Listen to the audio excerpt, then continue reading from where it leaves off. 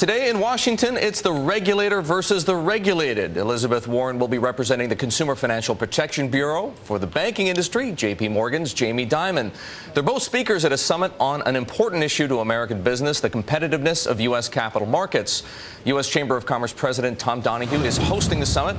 He's in D.C. this morning and is with us on the Inside Track. Tom, welcome. The implicit message. Glad to be here. It's good to have you. The implicit message I was going to say in the title of your summit, ensuring the competitiveness in a post-regulatory reform environment, seems to be that America is either losing ground or risks losing ground to another capital market. Which one? Which ones? I've just come back from China, building a huge amount of capital, building great infrastructure, strengthening their economy, and having a major influence around the world. We can keep up with this as long as we don't cripple our ability to operate our economy because of overregulation, and to have a functioning capital market that gets money to small and large companies as well. Well, Tom, if we're worried about government interference in the capital markets, we need look no further than China. Are you saying that we should be more like the Chinese? No. Please, let's not I realize you're not saying that. I'm saying, but we have to compete with the Chinese, who have become, pardon me, a major financial force across the globe. And you just asked me what capital market's strong. I think this capital market will be very strong. Some of the regulations that have been added through Dodd-Frank are going to be helpful.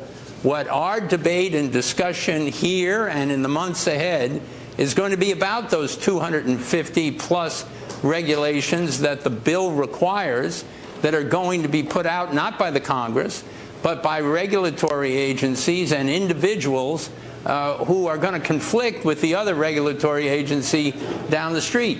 So, for example, if Elizabeth Warren will be here today, we're pleased to have her here. By the way, she's not a regulator yet.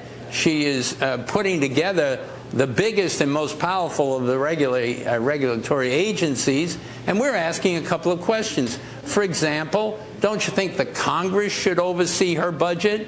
And by the way, do you think one person ought to be in charge of the whole thing? Or could we have a 5-person commission like we do in the other regulatory agencies? And by the way, the Democrats ought to go for that in a big way, because at some time down the road, the Republicans will be in charge again, and the Democrats are going to be wondering why one person is running the place. We need balance, we need transparency, and we need a fundamental understanding that if we tie up our capital system, it's going to take money away from those people that need it to create jobs. Tom, I want to ask you a question that really comes down to a matter of principle.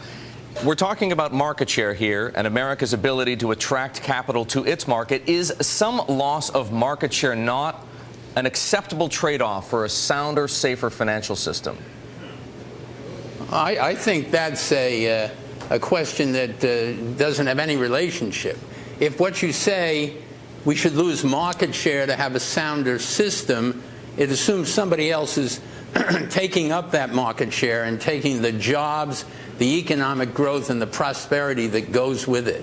I think we can have an ever-growing market share, or a large, healthy market, and a very strong and sound and transparent regulatory system.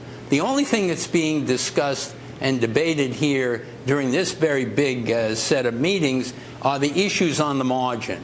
We all know that we're going to have much of what came out of Dodd-Frank, but we have to write the rules, not the law, that comes out in 250 rulemakings. When we did the last rulemaking on Sarbanes-Oxley, we did 16 rulemakings that took 2.5 years.